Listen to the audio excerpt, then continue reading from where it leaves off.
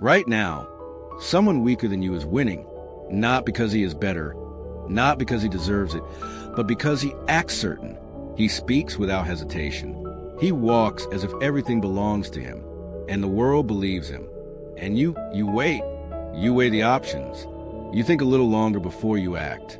And while you hesitate, the opportunity disappears. Someone else takes it. Confidence is not a personality trait. It is a weapon. Machiavelli knew this centuries ago. The bold move first. The hesitant are left behind. Power does not belong to the most skilled. It belongs to the most certain. This video does not come to motivate you, not to comfort you. It comes to transform you, to erase hesitation, to teach you to speak like a ruler, to move like a man who expects obedience. From this point forward, your weakness will no longer be tolerated. It will be replaced because you were not born weak. You were made that way. You were not born weak. You were taught to be weak. From childhood, you were trained to sit still, to wait, to ask permission, a stern look from a parent. Praise only when you were obedient, a grade rewarded if you followed the rules, repeated until an identity formed inside you, the submissive. You do not notice, but every time you force a smile to please, you reinforce that identity. Every time you apologize for things that do not require apology, you train your brain to believe I am small. I must ask permission to exist. That is the servant within. A loyal dog always bowing, always worried. Is it okay? Am I bothering anyone? Am I hated? And if you do not kill it, you will never be free. Machiavelli did not ask permission. He did not wait to be understood. He did not persuade. He acted and forced others to follow. Try to recall a recent moment. You wanted to speak in a meeting. The idea in your head was sharp. But instead of speaking, you hesitated. You wondered, what if I'm wrong? What if they laugh? And you stayed silent. A few minutes later, someone else said something close to what you thought. The room nodded. They took the recognition. And you were left with emptiness. That is the servant pulling your strings. It does not shout. It whispers. It slows you by a second. And that second is enough to lose everything. The powerful man does not obey that voice. He kills it. Every time he wants to shrink, he broadens his shoulders. Every time he wants to explain, he stops. Every time he wants to apologize, he looks straight and stays silent. Because dangerous confidence does not come from the feeling, I am ready. It comes from doing what the servant within never dares to do. Notice, when you step quickly, you look like you're chasing. When you step slowly, the room must adjust to you. When you bow and nod, you signal weakness. When you stop nodding, others must wait for your cue. When you lower your voice to apologize, your words lose weight. When you speak decisively, the silence after your sentence becomes a weapon. You think confidence is a feeling. No, confidence is a new identity. And that identity is born through rebellion. Not rebellion against the world, but rebellion against your old version of yourself. So carve a simple law. If something makes you small, kill it. A thought, a habit, a person, kill. If it makes you hesitate, confront it. If it makes you weak, deny it. If it tries to appear likable, smile thinly, because nice men become tools. They are used, discarded, replaced. Powerful men are different. They do not beg to be liked. They choose to be respected. From now on, listen carefully to the voice in your head. If it asks permission, strangle it. If it tries to please, mock it. If it fears being hated, step on it. And each time you kill a piece of that servant, the ruler inside you opens his eyes one more time. You do not need to shout to prove you have changed. You only need to remove each small fragment of submission. This is a slow surgery, but ruthless. Kill the servant, and when he dies, the ruler will rise. Presence speaks before speech. Before your mouth opens, the whole room has already made up its mind. They had decided who you are, leader or lesser, simply by the way you enter. The weak enter as if asking permission from the ground, shoulders folded, eyes drifting, steps quick to escape attention. They spend their lives avoiding the gaze, and the world answers them with indifference. The powerful enter as if they bought the room. Slow steps, intentional steps, Shoulders back, eyes meet and hold. Just a few seconds like that, no words needed, and they change the atmosphere. Others adjust themselves, they fall quiet, they step back, they suddenly show respect. This is not magic. This is body language trained. A simple, ruthless, and effective language. Occupy space. Whoever occupies space claims the lead. You can train this. Start with small things. When you enter a room, ease off the gas. Don't rush in like a losing swimmer. Place your hand on the chair before you sit. Open your shoulders. Take a breath. Mark your position with calm. Lift your chin. Look straight.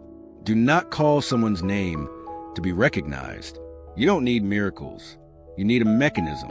The powerful speak little. They let others fill the space with words and expose weakness. They observe. They collect. They calculate. When they speak, each sentence lands like a ruling. People listen not for content, but for weight. Think of the lion in the forest. It does not roar constantly to show off. It moves like a lion, and everything recognizes its place. Prey trembles. The weak withdraw. The powerful are the same. They are social lions. They move and the entire ecosystem reacts. Do not confuse presence with arrogance. Presence is a calm that unsettles others. Presence is unhurriedness that makes others hurry. Presence is the echo of silence after each of your actions. Practice every detail. Hair, clothes, shoulders, hands, stride, a small touch on the table, a look held for 2 seconds, a slow breath before answering. All add up into one thing, a signal that you are not being controlled. And when you send that signal enough, others begin to question who needs to prove, who is truly lacking. They start adapting around you. They step back so you can step forward. They fall quiet when you fall quiet. They move before you signal. This is a strategic skill, not temperament. You can learn it. You must learn it. The first day it will feel fake. The 10th day it will feel strange. The 30th day others will begin to change. The behavior you repeat today will become your bearing tomorrow. And when presence becomes reflex, you no longer need to shout or boast. You simply appear and the world adjusts itself. You do not claim space with voice. You claim people's minds with deliberate absence. But presence is not enough. You can walk slow, look straight, occupy space, and still be undone by every trivial sentence. Because there is another thing that decides in the end, how you use your voice. You can make every sentence a command, or conversely, let every sentence reveal your weak self. And that is why your voice must change. Not loud, not many, but with gravity. In the next part, we will train that voice, slow, low, and decisive. The voice of the one who commands, not the one who asks permission. Presence opens a door, but voice delivers the final blow. You can enter a room with a commanding posture, but if you open your mouth the wrong way, everything collapses. One sentence out of rhythm, a trembling tone, an unnecessary apology. Immediately, you lower yourself onto the inferior chair. The weak speak as if asking permission to exist. They add, I think, maybe, wrong like an escape ticket. But each word is blood in the water, and others smell the weakness. The powerful speak as if issuing orders. No hurry, no explanations, no seeking approval. Each sentence is a full stop. It does not invite debate. It does not beg for agreement. Low pitch, slow pace, cold tone. Machiavelli wrote, "Power does not lie in truth. It lies in certainty." People do not follow reason. They follow belief. If you appear certain, they assume you are right. If you falter, they dismiss you, no matter how right you may be. To dominate, start with voice. Remove all weak phrases. I just want, I'm not sure, hope this is right. Burn them. They are the servant's language. Speak short, speak direct, and let the silence swallow the room after. Silence after your sentence is a weapon. It makes others reluctant to challenge. They do not know what you will unleash next. They fear, and in that fear your power grows. The weak think speaking more wins attention. The strong know speaking less commands attention. One heavy sentence outweighs 100 words. Practice. When you speak, lower your speed. When challenged, do not justify. Just one sentence. I disagree. And stop Nothing more. The world will understand. Your reality is non-negotiable. Voice is the heartbeat of power. No need to shout, no need to argue. Just be certain enough that the whole room believes you have won, even before the fight begins. But voice is only a part. True power is tested on an invisible battlefield. Emotion, if you still get provoked by a taunt, you are not yet dangerous. The next part will open that battle. You can walk straight. You can speak with certainty. You can make the room fall silent with presence alone. But a single insult, a contemptuous look, and you lose everything. This is the invisible war where most men fail. They think they are strong, but their emotions remain in someone else's hands. A compliment they soften. A criticism they explode. A silence they fidget. They think they are free. But in truth, they are puppets. Machiavelli understood this. He did not fear the enemy. He feared dependence. He did not trust sentiment. He trusted control. Because once others know what touches you, they know which buttons to press to manipulate you. Your mind must be a fortress. No open gates, no exposure. Only you decide who may enter. When someone insults, do not explain. Observe. What do they want? What are they hiding? When someone flatters, do not melt. Analyze why now. What is the motive? When someone ignores you, do not panic. Become colder. Let your silence be a weapon, not a wound. The weak are led by emotion. The strong use emotion as fuel. Anger, use it as motive. Doubt, use it as leverage. Offense, turn it into a silence that leaves the opponent lost and void. Others are easy to manipulate because they reveal too much. You are not. Every glance, every gesture of yours must be calculated. Reveal nothing. React to nothing. Only observe. Mastering the invisible war means no one can press your emotional buttons. No one knows what you truly think. No one can predict your next move. And when they realize it, they stop. They stop testing you. They stop provoking you because you are the one who cannot be moved. But there's a harsher test, a weapon most men fear most, rejection. And that will be the next step to forge the undefeated. Rejection. It bites deepest when you treat it as defeat. The weak treat a no like a shard of glass lodged in their pride. They chase, beg, explain, try to turn no into yes. And with that very reaction, they expose their position. Easily bought, easily hurt, easily replaced. Machiavelli saw it differently.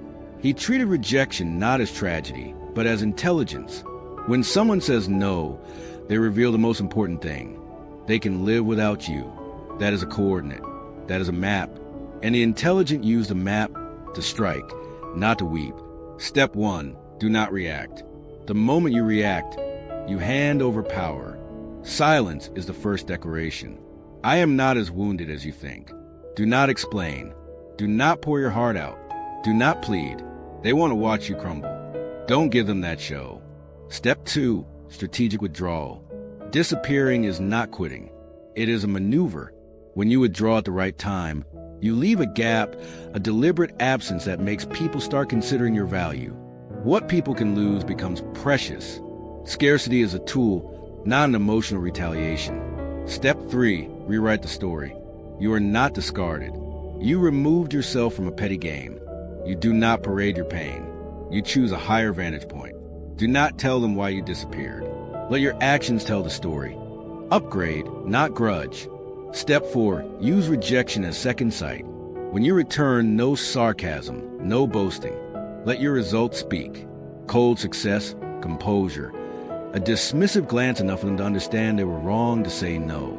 Step 5, weaponize a return. Timing your return is an art. Do not come back to redeem yourself. Come back to set the standard. Stand where your presence chills the air and forces others to measure themselves.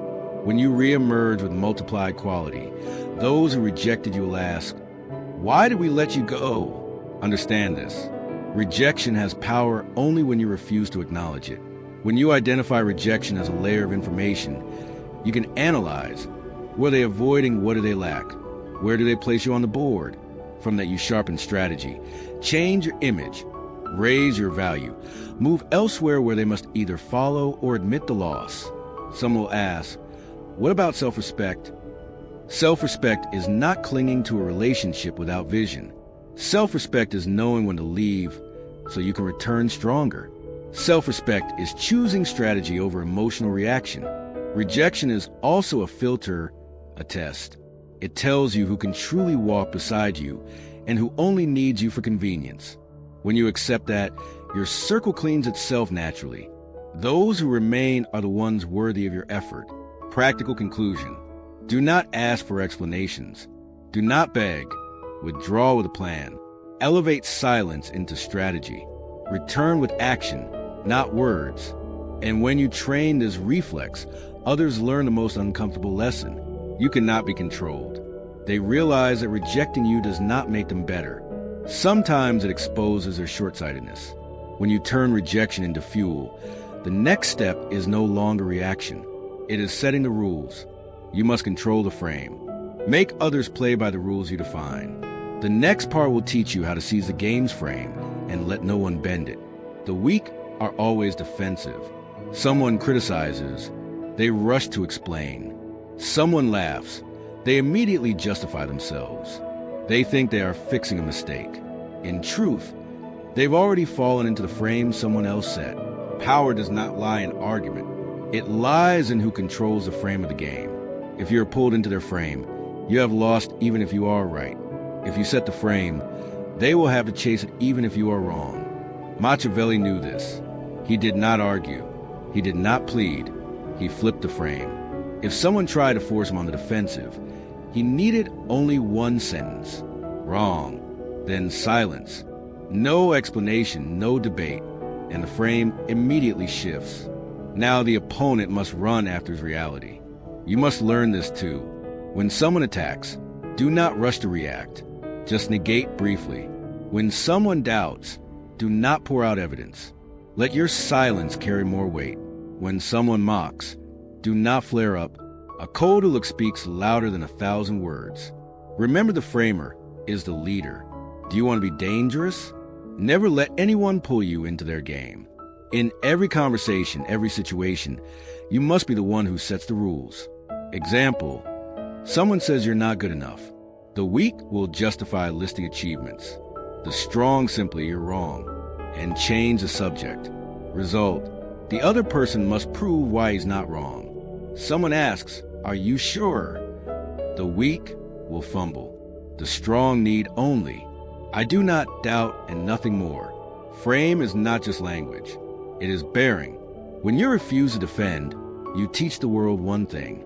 Your opinion does not determine my reality. And from that moment, you are no longer the one who plays by the rules. You become the one who writes them. This is a pivotal transformation from victim to commander, from reactor to the one who forces others to react. Not every battle needs winning, but every battle needs a frame. Whoever holds the frame is the one who truly dominates. But controlling the frame is only one layer. For your power to endure, you need something deeper. Turn silence into a weapon. The next part will show you why the gaps you create are the most terrifying thing in the power game. You think strength comes from a voice. In truth, too much speech makes you weak. The more you talk, the more you reveal. The more you explain, the more you degrade yourself. The most dangerous person in the room is not the one who talks the most, but the one who is silent. Machiavelli understood silence is pure power. It makes others uneasy because they cannot predict you. It creates a void, and in that void, their imagination turns you into something scarier than any words. When you are silent, every gaze begins to turn toward you. They ask themselves, what is he thinking? What is he planning? That uncertainty is a weapon. The weak hate silence. They fear the void. They fill it with redundant words, forced laughter, unnecessary apologies. And those things make them predictable prey. The strong do the opposite. They use silence as pressure. A look held longer than comfort allows. A short answer and then stop. A moment of stillness while others wait. In business, politics, or love, the one who remains silent longer holds the upper hand because the other cannot bear it and reveals themselves. Want control a room? Don't speak first. Observe. Let them expose eagerness, weakness, fear. Then when you speak, Your words become an order because they are rare. Timely silence is even more dangerous than threat. A short closing line, then stop. The silence that follows becomes a blade at the throat, forcing the opponent to adjust. Practice. When you want to explain, stop. When you want to fill the void, stay silent. When you want to apologize, replace it with a look. You will see the world change. Others become restless. They talk more, explain more, give up information you did not ask for. And you just listen. Just watch. Just calculate. This is not passivity. This is strategy. You turn silence into a force field, an invisible gravity that pulls everything toward you. Remember, true power does not need display. Words can be refuted, but silence cannot be defeated.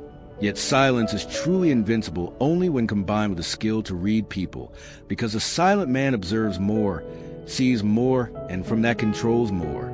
In the next part, you will learn how to use a gaze and waiting to invert the entire room. The weak enter a room seeking attention. The strong enter a room seeking to observe. True strength does not come from display. It comes from seeing what others do not notice. While the crowd rushes to prove themselves, you stay silent. You look and you begin to see everything. Who is insecure, who is jealous, who is waiting for an opening. Machiavelli once said, "The ruler need not know everything, but must know what others hide." The art of observation is the key.